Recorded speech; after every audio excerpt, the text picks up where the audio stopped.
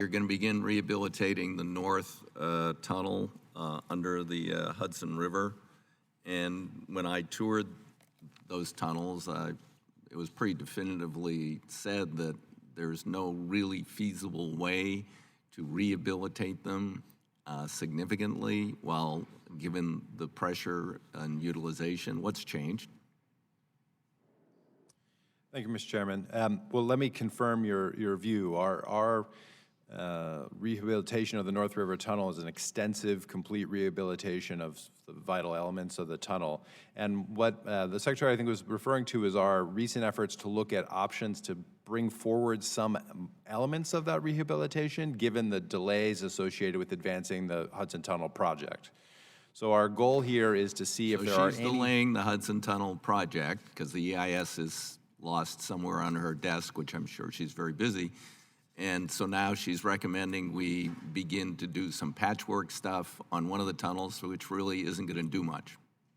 Well, I think our view is that we've got, at this stage, given the delays, we are looking at somewhere along the lines of 10 years until we have the full new tunnels built, which will allow complete rehabilitation. So we think it's incumbent upon us to ensure that we have... I'd like to know what you're actually planning, if you could be more specific, because again, given the tour, given the spalling and the deterioration of the knee wall, the 12,000 volt cable that runs through there, the frequent failures, the sinking track, I mean, all sorts of things.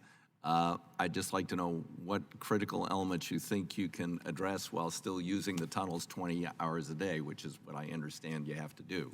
That's right. So we are looking at right now to see if there are any elements of that work that we can do on those nights and weekends, but we don't yet have the answer.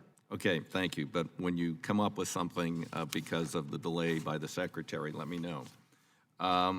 You mentioned in here 24 promising corridors do not serve or do not serve well today, and existing corridors for unmet demand, and you're going to have an analysis soon.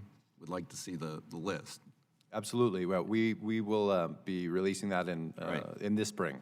And are you finding there's two major issues? I've raised them with Mr. Jeffries. I've raised them with you, which are preference, which I think you said 67% of your delays on long-distance trains were due to freight.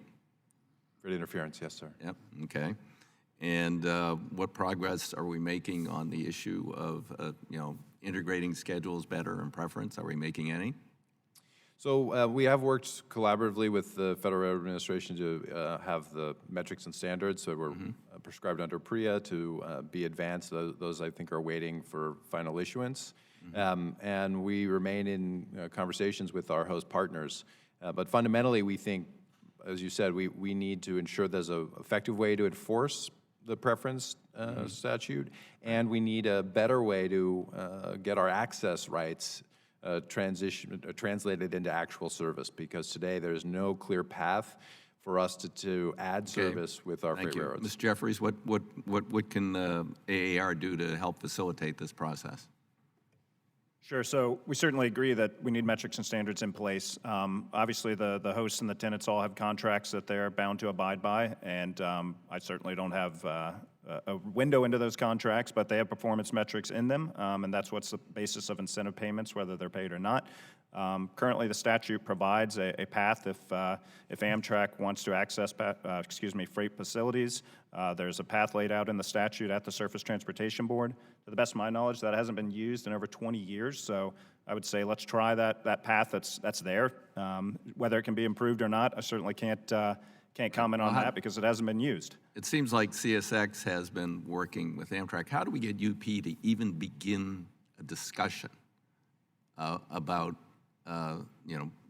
additional routes of these city pairs? I mean, I've been in a number of states where there are people who have proposals and they're saying UP won't even talk to us, period, zero.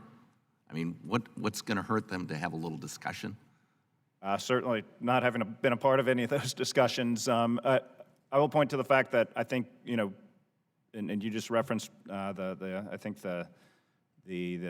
developments in Virginia, and I know that UP, for example, has very positive relationships with several of the railroads in California. Whether or not there is a series of best practices out there, I think that's worth examining, because I think all sides would agree when when both parties come to the table and agree that, okay, here's the capacity desired, here's the investment needed to make sure that capacity is available, and here's what everyone's willing to step up and contribute, and here's the agreed upon timetables and service metrics. I think that's when everything works best, and works best when those parties can do it on their own.